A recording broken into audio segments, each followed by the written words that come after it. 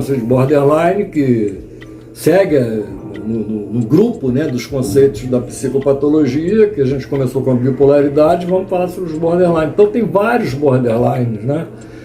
Dentro da esquizofrenia tem borderlines em relação ao grau de cisão do ego, né, na esquizofrenia. O ego pode estar muito fragmentado na esquizofrenia hebefrênica, no entanto, ele está encapsulado e lidando, né, com um sistema delirante, exuberante na parafrenia, né?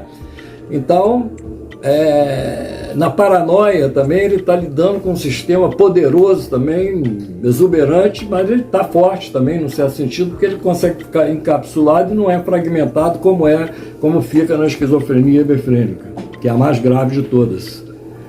Aliás, vamos falar alguns sintomas hebefrênicos mais adiante no próximo vídeo que a gente gravar, né?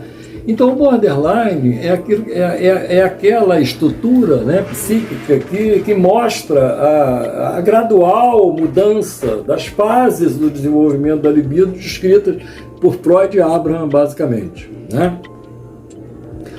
Abraham, por exemplo, fez um trabalho portentoso, espetacular, né, o livro dele, Teoria da Libido, em que ele trabalhou, né, com psicanálise, aplicou a psicanálise a pacientes maníaco-depressivos fora das crises, né? E ele constatou que esses pacientes, eles não eram pessoas assim normais ou de vários tipos de personalidade. Todos eles estavam obsessivos, eles eram neuróticos obsessivos fora das crises. Eles não eram pessoas normais, nem histéricas, nem eram pessoas também autistas. Eles eram neuróticos obsessivos, eles estavam na fase anal retentiva, quer dizer, imediatamente acima da fase anal expulsiva, mais ou menos ali anal expulsiva com anal retentiva, onde se dá a possibilidade de fazer esses sintomas. Aí o São Tomé pode levantar, mas professor, e se a pessoa estiver fora dessa fase, ela pode fazer um sintoma maníaco ou depressivo? A resposta, não pode, porque esses mecanismos de defesa que Freud já tinha descrito em 1917, né, da identificação, né, com o objeto lesado, com o objeto perdido porque foi lesado, foi agredido, né, pelo ego do paciente. Então, esses pacientes, né, que têm um sentimento de culpa em relação à mãe, né, basicamente por terem agredido a mãe, que todo mundo tem que fazer, Melanie Klein que eu diga, né?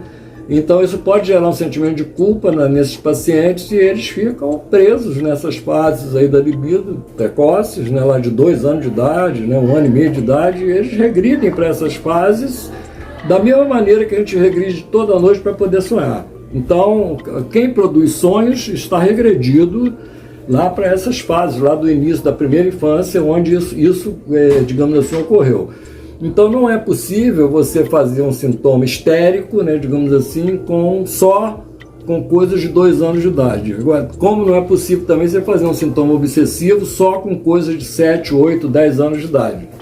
Tem que ter o componente regressivo característico da fase anal expulsiva para poder ter o sintoma da melancolia ou da mania, que foi o que nós falamos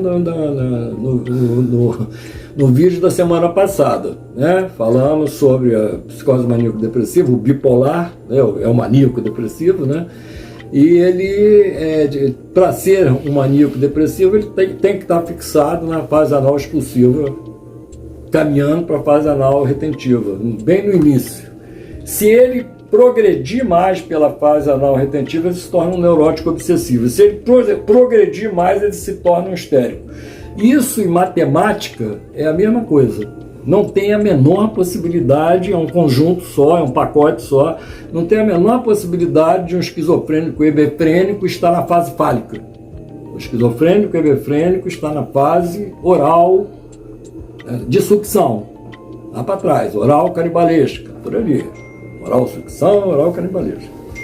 Tá? Depois a gente vai estudar essas coisas chatas que são libertadoras, né? Que nos ensinam o valor da atitude egodistônica em relação ao impulso perverso, né? Como que isso é protetor para a humanidade, e que o baluarte disso é o esquizofrênico, é o psicótico, grave, né? O psicótico lá atrás, que não aceita de forma nenhuma a solução perversa.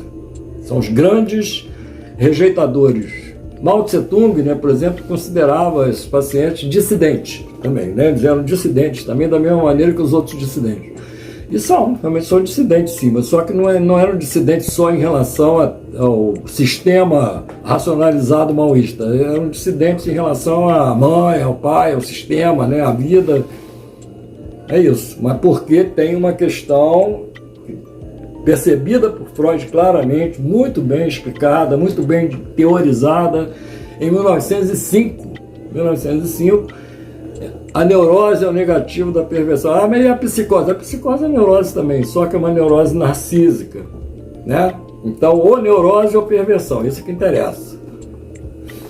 Nenhuma das duas resolve o problema, mas tem uma gradação. A perversão, ela, existencialmente falando, né, ela não tem a menor possibilidade de ajudar. O neurótico ainda tem chance de retomar, ou se você quiser, o perverso vai ter que virar neurótico para depois retomar o caminho até a sanidade. Então, o psicótico, o neurótico narcísico, está uma estação adiante. É por isso que o cara prefere plantar bananeira, ficar delirando, alucinando, do que ir lá e matar a mãe dele. Coisa que o perverso faz tranquilamente. Quer dizer, aliás, não é bem tranquilamente não. É assim, quem vê muito filme de terror, né, já sabe, né, pode observar que quando o perverso mata a mãe, está perto do final do filme, né? Quando ele mata a mãe dele, aí acabou, e daqui a pouco a polícia vai, ele dá mole, bobeia, faz algum ato falho, ele é morto, então é destruído, né? Ele é preso, né? Normalmente o filme está para acabar. Mas enquanto a mãe dele está viva, é muito, muito perigoso quem chegar perto de morrer, né? Porque assim, o perverso basicamente lesa, né, as pessoas que estão em volta. E o esquizofrênico se lesa para não lesar as pessoas